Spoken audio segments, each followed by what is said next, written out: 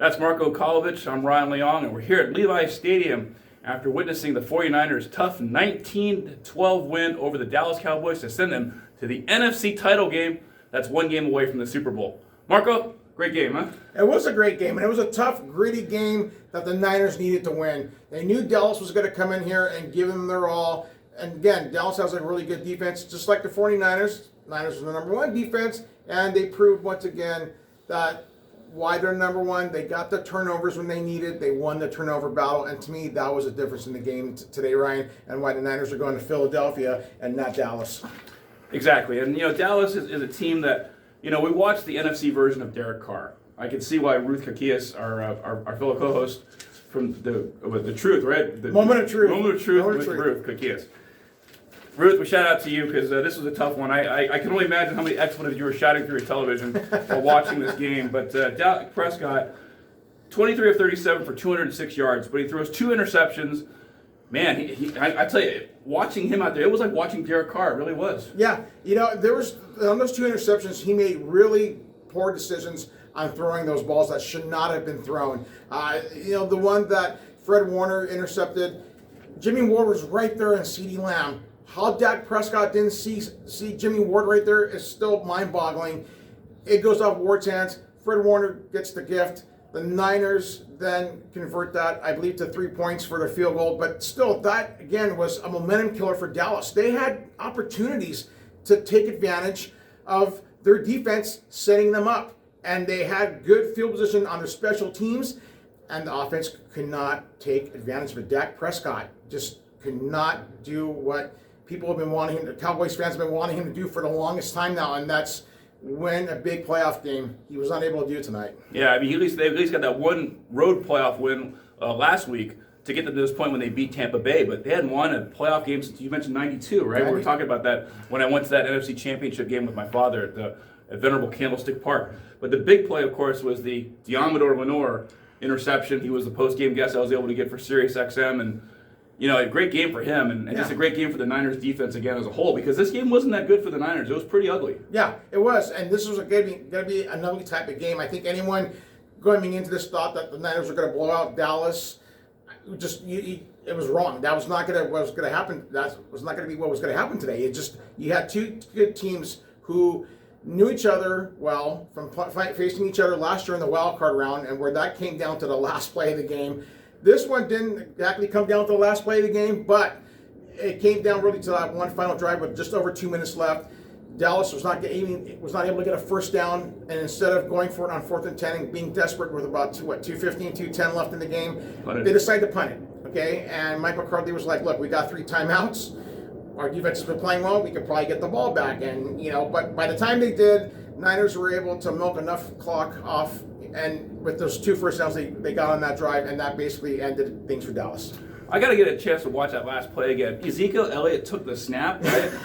so he was basically quarterback for that last play? No, he was a center for that center play. Center play. Okay, yeah. right. He took the snap, right. So, I don't know what the heck they were thinking there. Great call, by the way, from my friend Kevin Burkhardt, who also does our little intro for us here on Bay Area Sports Wrap. Thanks. Shout out to Kevin for that, and hope you enjoyed calling another game here in San Francisco. One of the class acts in broadcasting. So, this was a fun game. It wasn't exactly the prettiest. Certainly, again, you look at the stats and you look at Brock Purdy, solid game for him, but 19 of 29, 214 yards, no touchdowns or no interceptions, quarterback rating of 87.4. So definitely a more pedestrian game for him. Right. But come on, when this guy's been starting like a ball of fire for all the games he's played until now, you got to give him a mulligan. Well, yeah, and the thing is, the key to Brock Purdy's game tonight was not turning the ball over. So yeah, he didn't throw for any touchdowns, but he didn't throw for any interceptions either, and that to me was key, that the Niners did not turn the ball over on offense like that. They had one special teams with Ray McLeod getting stripped, but still, the defense held their ground and only allowed Dallas to get 3 points when they were at the Niners' 12-yard line. So I like what Brock Purdy did. Again, he just needed to manage the game today. The running game did not get going. I mean, Elijah Mitchell he led all the 49ers receivers, I believe, with 51 yards on 14 carries. So, yeah, they didn't run the ball that well. But then again, neither did Dallas. Only had 76 yards on 22 carries. And I think their leading rusher, I believe, was Ezekiel Elliott with only, 26 yards, Ryan? Am I correct on that? So the Niners defense did exactly what they were supposed to do today. Stop the run. Now, unfortunately, Tony Pollard suffered, I believe, what sources are now calling a broken leg, I believe, in the first half. That took him out of the game. So that really did make Dallas sort of one-dimensional, because Ezekiel Elliott was not, he wasn't able to get any kind of big yardage on any of his carries today. The Niners defense held him in check. And for the most part, they got, I think, into the head of Dak Prescott today. Yeah. Even though they didn't really sack him, they still made him force throws and made him throw in some really bad throws. And the one guy he relied on the whole game was CeeDee Lamb. CeeDee Lamb had 10 catches for 117 yards, and by his own admission in postgame, Prescott mentioned how he needs to do a better job of finding his other receivers and just not looking at as Lamb as his only option, which is what he did today. Yeah, exactly. And it seemed like, he was the safety net, CeeDee Lamb was for Dak Prescott, and you can't really win games that way when you're only having one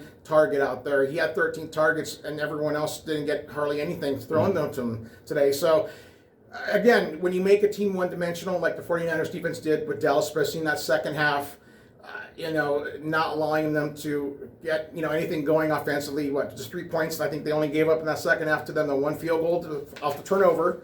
So if you take away the turnover, the Niners defense pretty much pitched a shutout in that second half. So you look at the way this game was played, again, very gritty, very ugly, but a win is a win. And now the Niners can go to Philadelphia and enjoy some of those cheesesteaks. I know. You're talking about that with Mike McCarthy. Mike McGlinchey. I'm thinking my mic's mixed up here. I'm wearing this shirt, by the way, this Chinese New Year. I got a nice shout out from George Kittle about that. So, Kung Hei Fa Choi and Sunny Phi Long. So, Kung Hei Fa Choi.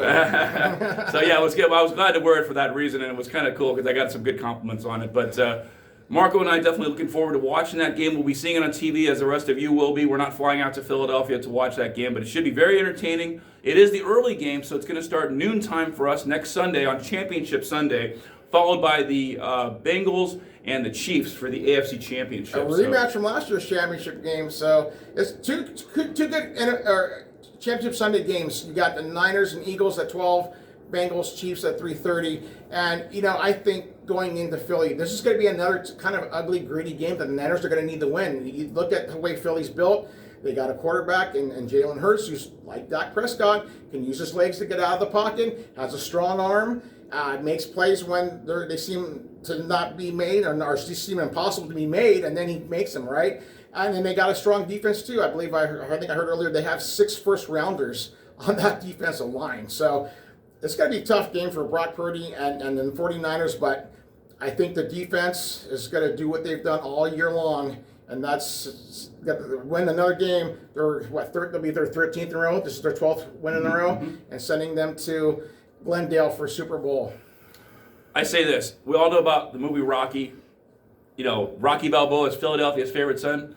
Well, the way we see it here, the 49ers are Apollo Creed, and Apollo is going to win this one. That's right. Just keep punching, as Apollo has said. We'll see you next time on Bay Area Sports Wrap.